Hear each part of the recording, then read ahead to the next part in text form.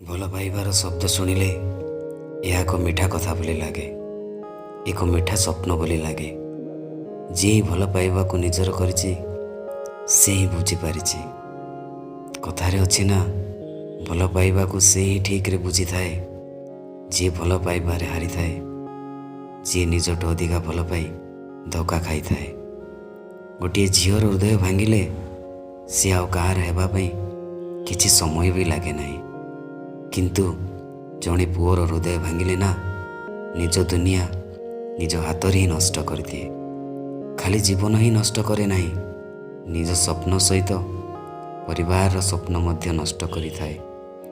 କିଏ ବୁଝେଇ ପାରିବ ଏ ମନକୁ, ଯାହାକୁ ଥରେ ଭଲ ପାଇ ବସିଲେ ନିଜେ ଜଳି ପାଉଁଶ ହେଇଯାଏ କିନ୍ତୁ ଭୁଲି ପାରେନି ତାକୁ।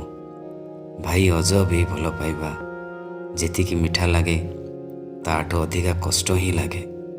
କେବେ କାହାକୁ ମନ ଦିଅ ନାହିଁ, ଆଉ ଦୁଃଖକୁ କେବେ ନିଜର କର ନାହିଁ।